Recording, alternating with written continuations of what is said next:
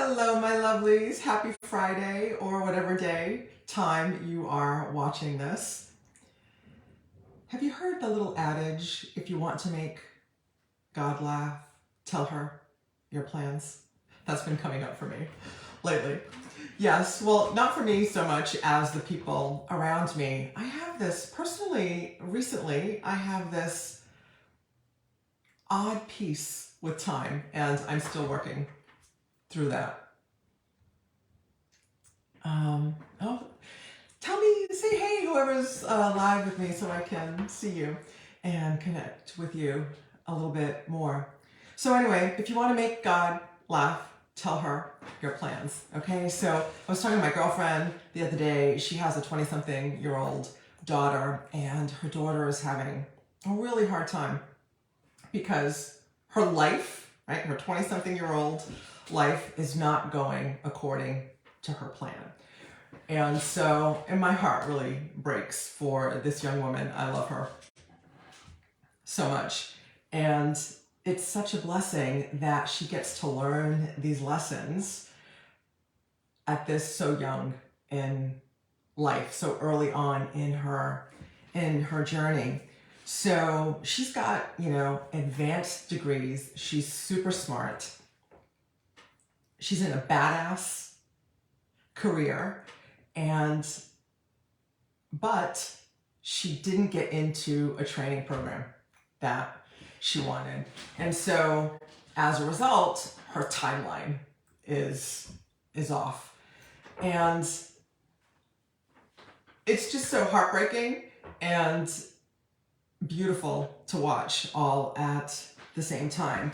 And at the other spectrum, I have friends and clients who are my age or a little older, 30-something, and I hear the opposite of I'm running out of time.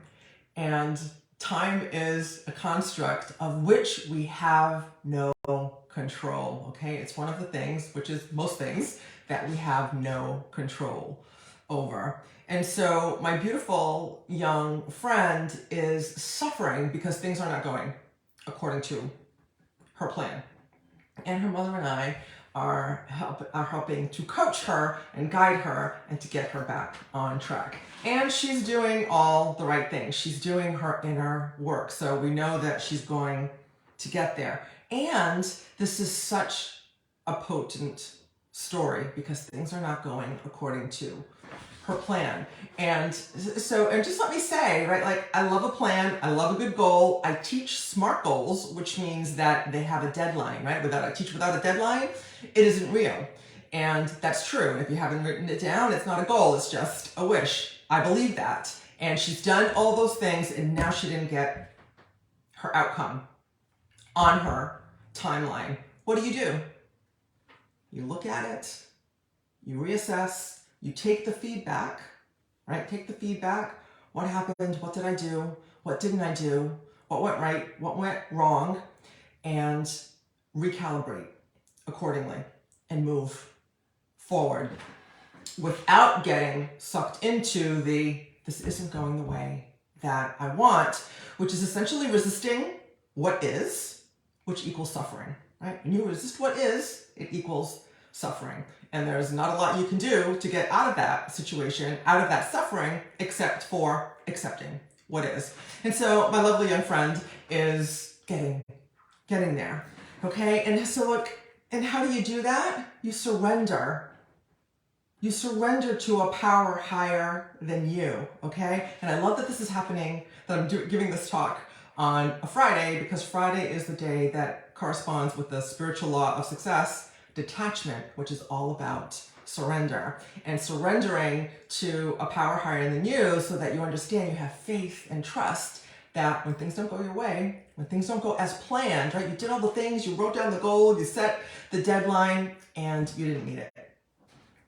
You trust that the universe, God, source, what have you, whatever you believe in, has a better plan for you, and you lean in to that. And I was just going to say something and I'm losing my train of thought. Dang it. about surrender and the plan. Oh, well. Oh, no such thing. There's no such thing as failure. There's only feedback, right? That's a belief that we adopt, right? So you look back, you take responsibility. That's what I was going to say. Thank you, unconscious mind and angels, for bringing that back into my awareness. So you look back so you can take responsibility for your actions or lack thereof, okay? So you can see what worked, what didn't work, where did I go wrong, where did I drop the ball. Not so you can blame and beat yourself up, so you can take the feedback, recalibrate, readjust, and move forward in a more aligned and productive manner, right? Because this is spinning your wheels and being in agony over things not falling into place, going according to plan, and ruminating about how that isn't working for you or how unfair that is, doesn't serve you, right? Doesn't serve you and actually sets you back even further, okay? So we take the feedback, we reassess, right? We dust ourselves off, pick ourselves up, and move forward. Move forward in a productive, in an aligned way, right? So, and how do you get aligned? Meditation, meditation, meditation. Release work, release work, release work, right? So all that suffering and all that agony likely created emotional baggage, and you need to let that stuff go in order to make space in your body, your mind, and clear out your emotions so you can move forward on a clear and focused path. If you have emotional baggage, that's going to get in your way. You can still get there, but it's going to hurt, and you likely won't get long-lasting results. So with the release work, which I'm pretty sure that there's a video somewhere in my feed about what is release work, and I'll do it again in the foreseeable future. And so you got to clear all that out, make room in your emotions, and meditation, right? Meditation, meditation, meditation. It's going to give you the clarity, expanded awareness, and focus, ability to focus, particularly a silent mantra-based meditation like I teach, primordial sound meditation. I also teach primordial light meditation, but that's only for my special people in my client group.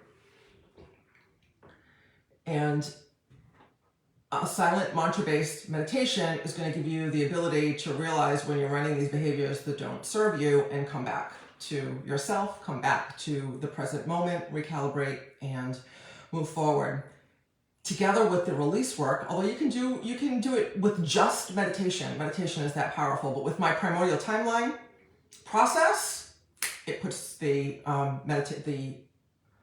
results of meditation, it's like putting them on steroids. So you can get there. What I was going to say is you can get there with meditation only, but it may take a while, right? Unless you can solicit God's grace.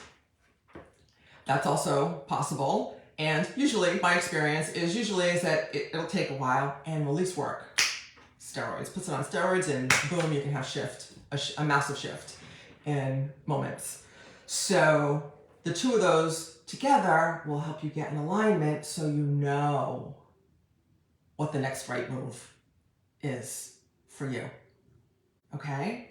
And you can feel that in your body, right? And so you need to make space in your mind, in your emotions, and in your body. I also recommend conscious movement. And then you know this is the direction that I'm going to move in, and then you have faith that it's going to work out, or if not, something better is going to open up for you. And you cultivate that knowing, that trust, that strength. You build those muscles through meditation, release work, and prayer. Okay, so stick with me for how to get the release work in the future. My Sync Your Soul event is going to be coming up in future months, and start meditating right now. I'll put my free meditation starter kit somewhere in this post, where will depend on where you're watching it. And I know that will serve you. I hope it serves you. And until next time, I hope this video served you. Until next time, I will see you in the gap. I love you.